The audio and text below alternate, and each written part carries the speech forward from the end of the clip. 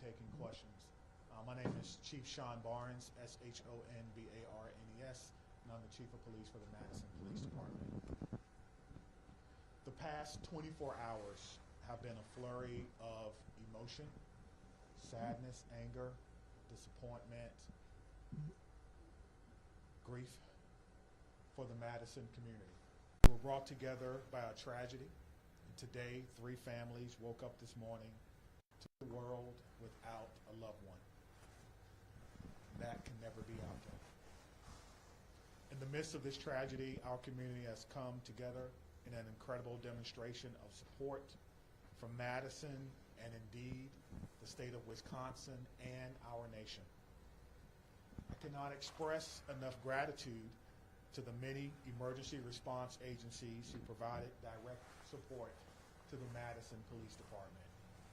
We could not be standing here today without the men and women of law enforcement, specifically the Madison Fire Department, surrounding EMS agencies, Dane County Sheriff's Office, Monona PD, Oregon, Fitchburg Police Department, and Cottage Grove. A special thank you from me to service within the city of Madison to allow us to focus on this tragic incident. Student reunification with their loved ones could not have happened as swiftly as it did without the assistance of SSM Health Dean Medical Clinic, as well as the Quick Trip. Additionally, many people worked well into the night and supported local restaurants, the community who came together and provided food and other logistical support for our team. Yesterday, we came together as one team, as one Madison, as one country, and we should feel incredibly proud about our response. I'll be providing some updates at this time, but before I do that, I'd like to provide an important clarification. Yesterday, after looking at the computer-aided dispatch system, it seems as if a call came from a second grader. It actually read the call came from a second grade teacher. That was a mistake. That's my rise, and I clarify that today. It did not come from a second grader. It read second grade teacher. I will also be providing several investigative updates from the 8 p.m. briefing from last night. The Madison Police Department is committed to transparency.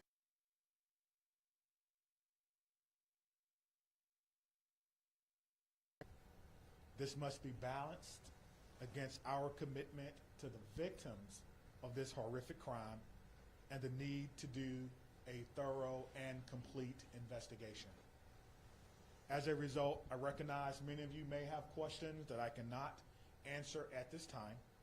I ask for you to keep the victims in your mind and respect their right to a thorough investigation. I also will not be taking questions at the conclusion of this press conference, but your pre-submitted questions serve as the basis for updates that we're providing for you this afternoon. If your question is not answered, it is due to an ongoing investigation. Okay. We know a document has been widely shared on social media. At this time, we cannot verify its authenticity. We have detectives working today to determine where this document originated and who actually shared it online. At this time, we cannot verify the document. We ask that you not share the document or spread any information that may be false. Our department will provide an update on this document when we can. There are always signs of a school shooting before it occurs. Some of you have reached out about Rucknow's social media activity prior to yesterday's shooting. We're looking into her online activity. We're asking anyone who knew her or who may have insights into her feelings leading up to yesterday to please contact the Madison Area Crime Stoppers. Again, anyone who may have knew what she was feeling or going through at that time, please direct those inquiries to Madison area Crime Stoppers. That number is 608-266-6014 or at P3 Tips. We will not be releasing specifics about at this time. Identifying a motive is our top priority, but at this time it appears that the motive was a combination of factors. Again, we cannot share that information at this time because we do not want to jeopardize the investigation and those who are currently cooperating with us. All 911 Communications Center and their standing operating procedure is not to release documents in investigations. Again, we are working to authenticate the documents that you see online that some are referring to as a manifesto. And as soon as we do that, we will let you know. Now, the process for that is looking at original documents that may have been taken from the suspect's home, looking at information that may be on laptops or on computer to determine if this document originated from our suspect. Any disciplinary records would be under the purview of the school. Some of you have asked whether or not she was troubled or whether or not she was troubled at school. We do not have those records. We are not required of those. On the question of bullying, we're talking to students to understand whether bullying was one of those multiple factors that I mentioned earlier. Some have asked if people were specifically targeted. Everyone was targeted in this incident, and everyone was put in equal danger. Today, numerous MMSD schools were targeted by false threats, often known as swatting. We're working closely with the Madison Metropolitan School District to determine where this originated and to investigate this call. We do not believe that there are any current threats to any Madison area schools, and will continue to investigate these calls and any threats of violence as they come in. Let me be clear on this point. Making false threats is a crime, and we are working on crimes as information is gathered.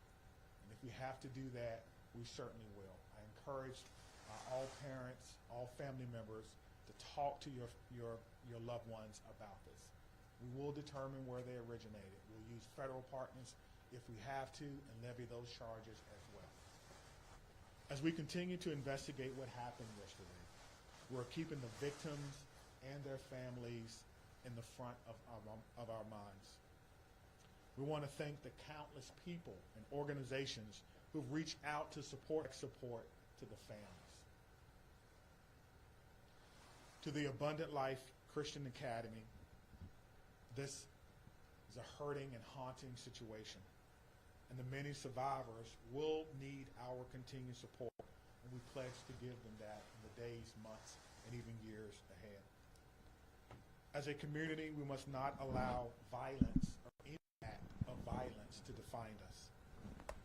We refuse to allow hate or destruction to win in this city. But rather, we will honor our survivors, our victims, through love, support, and the Madison way. Please continue to take care of yourself and take care of each other. At this time, we have several officers who are working today, who was working yesterday.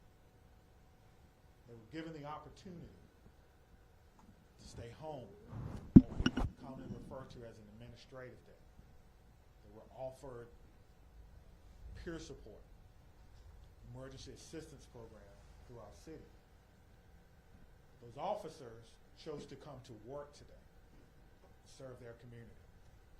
So at the end of my remarks, I'm going to find each and every one of them, personally shake their hand, and thank them on behalf of a grateful city, and a grateful administration, and a grateful department and profession for their act of selfless public service.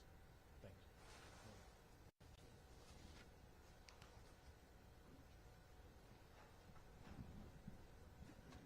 I want to start where the chief ended, which is just asking everyone in this room and within the sound of my appointed time. We're all human, including each and every one of you in the media who is covering this really tragic event. Please remember that you're human and take care of yourselves. We all need to do that. Drink water. Take a moment. Access whatever mental health resources you need. Because that's our job now, is to take care of ourselves so we can take care of each other and our community. Yesterday, the Madison community experienced a terrible and traumatic event.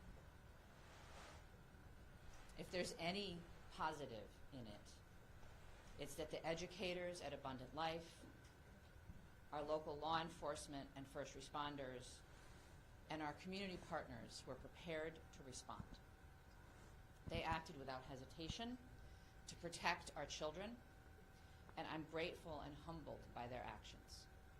It's a day that I hoped never would come to our city, but like so many other communities, here we are. We will never be the same, but we will get through this together. I want to ask again that everyone, please respect the privacy of the victim, their families, and those in the Abundant Life community. Right now, our full focus is on caring for those impacted. First and foremost, the victims and their families, the Abundant Life students and educators, our first responders, the students and educators across the city who woke up this morning and went into a school building not knowing if they would come home tonight. The incredible bravery of that act. All of our students and educators are feeling scared and vulnerable right now. We are also trying to care for our whole community because I believe we are all fearful and grieving and impacted. Madison is working closely with Dane County, with community partners, with state and federal government resources to provide support and counseling to all those affected.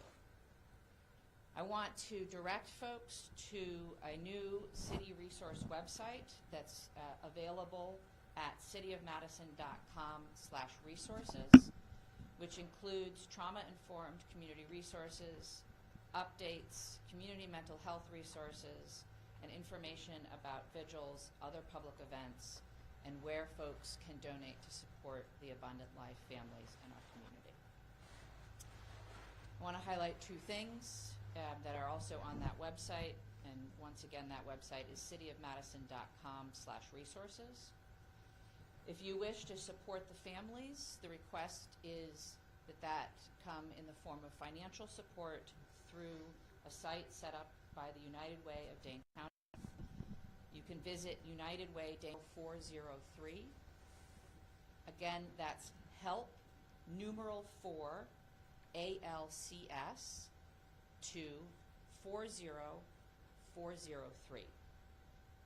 The community is also invited to a vigil tonight by the Vel Phillips statue at the Capitol at 6 p.m. Again, that's at the Capitol building by the Vel Phillips statue at 6 p.m.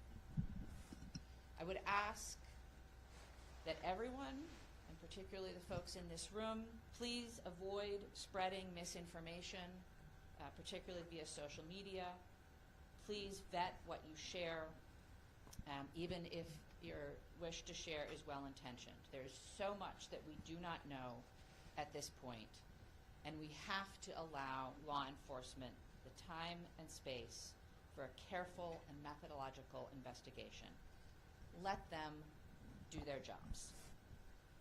And above all, please respect the victims, respect the families, respect the school community, particularly on social media. I want to say a huge thank you again to all of our partners and those across the country who have reached out for support and well wishes, including President Biden, who I talked to yesterday, Senator Baldwin, who I talked to yesterday, Congressman Pocan, Governor Evers, who called, and many others at every level of government and all across our community. I want to thank most particularly our first responders and everyone who mobilized yesterday to help. Certainly Madison Police Department and the many law enforcement agencies that were mobilized, the Madison Fire Department, the Sheriff, the State Patrol, the FBI, the ATF. I want to thank our hospitals that cared for the victims and the medical staff there. I want to thank Dane County, in particular Emergency Management and the Victim Services Unit. They have been incredible. I want to thank SSM Health and the Dean Clinic. They, without hesitation, made their facility available to us. They canceled all appointments, put their staff at our disposal to make sure that the Abundant Life families could be reunited with their students. I couldn't be more grateful to them. I want to thank the United Way, both across our community. I want to thank the Red Cross and the Salvation Army, the religious leaders who came to their unification site yesterday from across our community, and all of the community organizations and businesses that donated food and resources to the families and are still now offering support for our community. There are so many people who have offered support, resources, help, and well wishes, and we are grateful to every single one of them. I want to end where I started, which is centering our collective humanity. We all have to take care of ourselves so that we can take care of each other and our community. Whatever your belief or tradition is, I would ask that you find a way today, tomorrow, in the coming weeks, months, and years, to be kind, to give grace,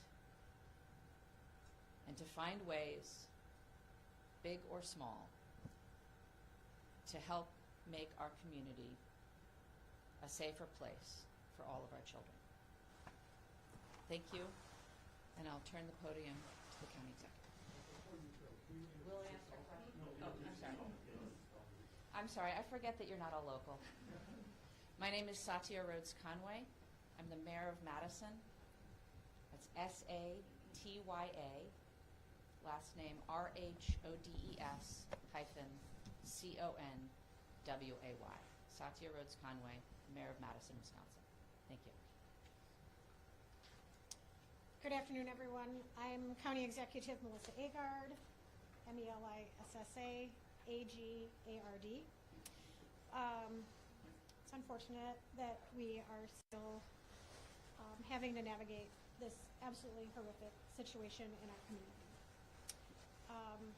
I come before you today as a community leader, as a mom, as a fellow Dane County resident, and like many of you, someone who is continuing to process what unfolded yesterday at Abundant Life Christian School and across our community. My heart aches for the students and families and teachers and the first responders at all levels, from the 911 officers to the folks that are at our coroner's office.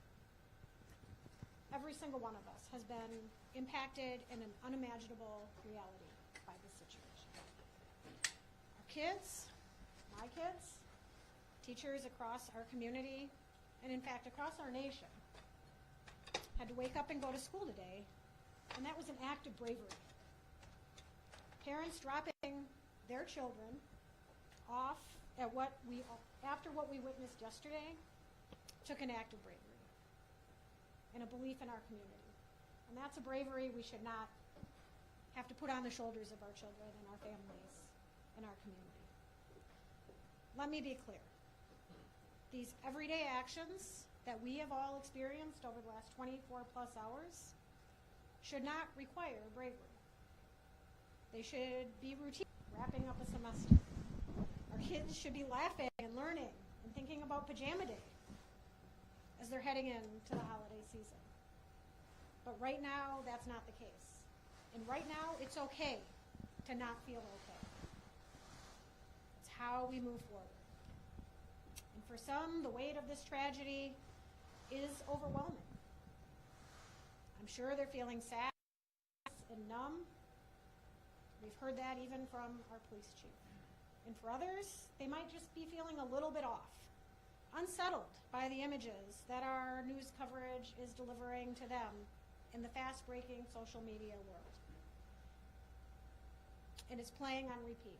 And I'm grateful for what it is that you all do. But this is impacting people in a different way. And I want you all to know, and people across our community, that their feelings are valid and they are not alone.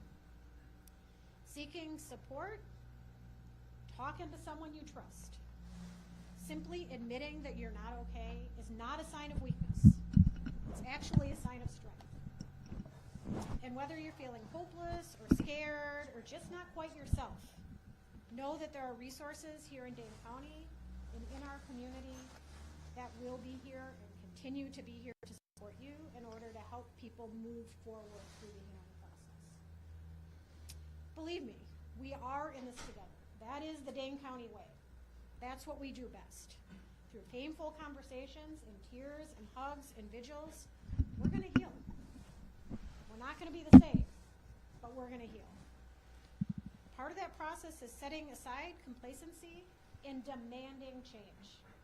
As someone who served 12 years in our legislature, had a front row seat to the inaction of addressing gun violence in our communities, I'm not stepping aside in my life. There's going to be public debate about the motives and other aspects of this mass shooting. But let us remember this fact. Gun violence is the #1 killer of children in this country. That's a legacy we cannot accept. We cannot accept that.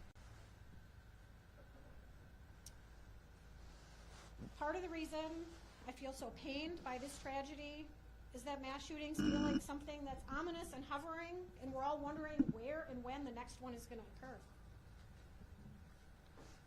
And guess what? It happened here. It happened right here. And I am so proud of the folks that I work with at the county and that the mayor works with in the city and our partners at the federal, state, and local level, and how it is that we've stepped up and responded to support people. Could we do better? Could we do different? I'm sure. But did we do well? I am proud of the work that has been done in this community over the last 24 hours. And I assure you all today that we are going to continue to work like hell to stop future tragedies and to support our community that has been harmed by these actions. And for anyone that's out there listening, anywhere in this amazing world that we live, whether you're grieving or you're scared or you're angry or you're unsure or you're curious, take care of yourself, take care of the people who you love and whose lives you touch. Talk to someone, anyone. If you're not comfortable calling a number, there is someone in your life you can reach out to. No one is alone through this. We are strong in Dane County, and together we're going to get through this. And I know that there are questions that we all want answers to. And I am hopeful that we will have those answers sooner than longer. But please give us the time to do this right so that we can learn how to prevent this from happening in the future and support those that have been most impacted in our community. We are doing everything in our power at all levels in a collaborative way to prevent this type of pain from ever happening again in our community. Can I assure that? No, but we are going to work as best as we can to that end. So thank you to each of you for carrying these stories, for taking care of yourselves, and for delivering these messages to the people in our community that just want one more piece of information. Thank you for being here. Right. The county executive and I will take some questions. We obviously cannot answer questions about the investigation, but happy happy to take others, and we'll turn to Dylan. Sure, Lucas from the State Journal. As former lawmaker, can you just talk generally about what the laws are in Wisconsin in terms of children's access to guns? Our laws in Wisconsin are far too lax when it comes to access of guns by children. And I do believe that we should have safe storage laws. We should have background checks. We should have red flag bills. We should be providing adequate support for everyone in our community when it comes to behavioral health. People should not be waiting when they raise their hand and ask for help. And there should not be stigma surrounding people who are asking for that help. Our schools should be adequately funded. Our Department of Justice has an Office of School Safety. They don't have enough resources, and that is on the legislature.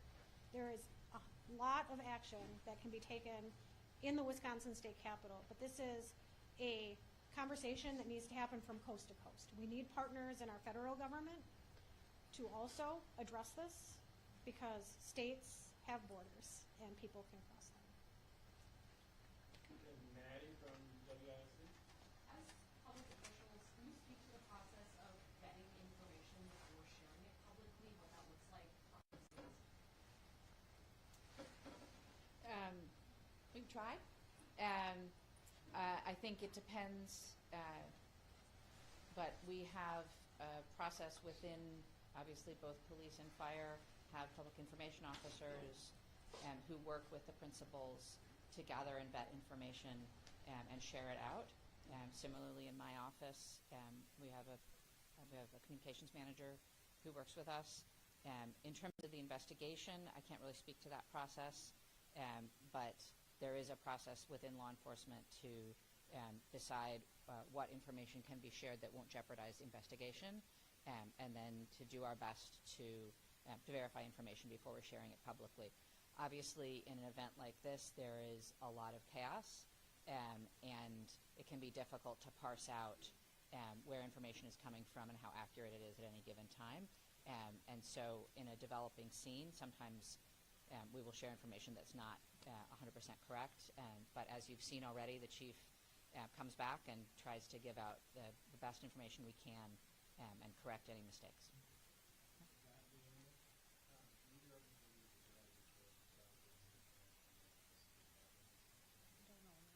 I think it's far too early to comment on that. As the investigation proceeds, I think law enforcement will take the steps necessary, but we don't know nearly enough yet.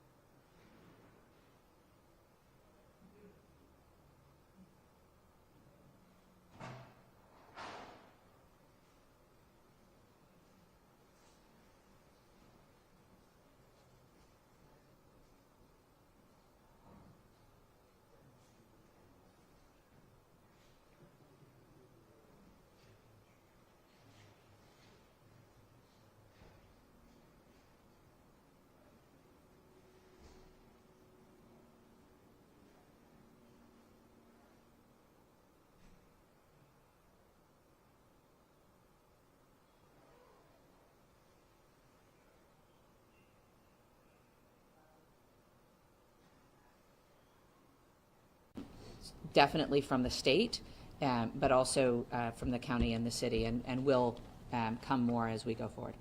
Do you want to add anything? Cameron from WMTV. Yesterday, when you guys briefed us, you told us that, staff and students immediately left the building, some got their cars, some got coats, all of those things. So could you guys tell us what the status of the building is, and if there is a timeline in place for people to return back? I don't have all of those details, but what I can tell you is that yesterday there was a process of folks leaving the building and then obviously being reunited with their families. The building is a crime scene and will be under investigation for some time to come now. But obviously the police, the school, and the leadership at the school to do what they can to make sure that people have access to things that they need. All right. James from WISN. Yeah, my question is for law enforcement and or DOJ. Yesterday it was said, and I want to quote this, there are almost always observable behaviors before something like this happens. And I see Trish nodding your head. Can you share what observable behaviors specifically we see as this investigation unfolds? So I think, again, I want to address, because we did receive your question. I'm going to get in front of the microphones.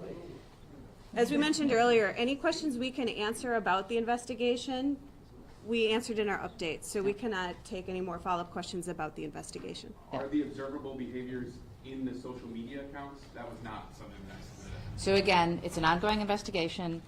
MPD will share information that they can as they can, but we're not able to speak to the investigation at this point in time. All right, Anna from WPR. Yeah, hi. Can you speak to the decision to keep Madison and other Dane County school districts open today, and whether that's going to change in light of the hoax calls and the swatting incidents? We don't Yeah. have anyone from the school district here. Yeah. I'm sorry. Sorry, it's a question for the school district. I can tell you that there are many families that chose not to send their children to school today. It didn't feel like a day that they could go to school or not. That was a highly personal decision that individual families made. I honor local control. I honor our local governments and our school boards and our superintendents, and they are navigating this best as they can for their communities. All right, David from the Journal Sentinel. Hey, thanks for taking my question. Wanted to ask about a timeline or any further information you give on the victims of this incident and kind of if there's any timeline for what might be. I'm not aware of a timeline at this point in time. Thank you. All right, Ian from CBS News. Why didn't the school have a resource officer, and would having one have made a difference? I'm told that Madison doesn't have resource officers in their schools. This is something that would be. So again, that's a decision that's made by the individual schools and school districts that we can speak to. Brianna. Two questions, if I may. One, the police chief made a correction saying that it was actually a second grade teacher who made that 911 call. Have officials been in touch with that teacher? Is there anything you can share about who the teacher is? There's nothing we can share at this point in time. And then, are you able to speak to the general protocols about bullying? How does the school monitor bullying? Do they have protocols in place to monitor how that happens? Again, we present Abundant Life, and so we're not able to answer questions for the school. All right, Shaq. Is anyone from Abundant Life able to speak, or?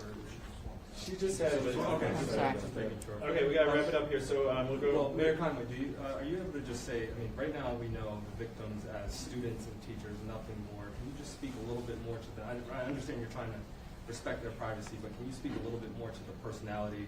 Were they engaged in sports? Were they beloved by the community? I'm sorry, we can't share anything more at this time. And Ms. Rhodes, Conway? Oh, excuse me. We really can't share that. Okay, so Adam from CBS 58. Sure.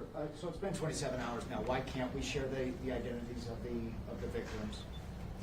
It is my first priority, and I believe the priority of many of us here, to respect their privacy and their timeline. These are folks that have been deeply impacted by trauma and are grieving. And frankly, I think it should be up to them whether and if they want any personal identifying information with anyone at all. But it's not up to me, it's a law enforcement decision, and so when law enforcement feels like that's appropriate, they will share that information. The shooter was Enforcement decision. unfortunately walked out the door too. Do you know when we'll be able to talk to him? I don't. Adding off that question, I mean, we've been sitting here for the last 27 hours, as Adam mentioned. Why would you guys not have the proper people in place to answer some of these questions? You guys, including the fire chief, have sat here and tried to say that you want to dispel rumors on social media. You want to make sure that you're giving factual information. We're asking questions that have been circulating on social media, including rumors about the victims. Why not provide clarification and actually have people here to answer those questions to set the record straight? I don't know how many times I can say this. We will share good factual information when we can. None of you is obliged to stay here. You're free to leave. You don't have to be sitting in this room if you don't want to. We will share information when we can. It's very important that that information be as factual as possible. All right, I'm going to say this and then we're done. It is absolutely none of y'all's business who was harmed in this incident. Some human decency and respect for the people who lost loved ones or were injured themselves or whose children were injured. Just have some human decency, folks. Leave them alone. Let them grieve. Let them recover. Let them heal. Don't feed off their pain. We'll share what we can. Thank you. Is there another briefing scheduled? There is not. Why didn't you allow me to ask the question? I didn't. The mayor does what she wants. No, but you actually heard the question and you didn't think it was Right. okay. I promised to speak to the good people of the Netherlands. But we want to go home. All right, I got one.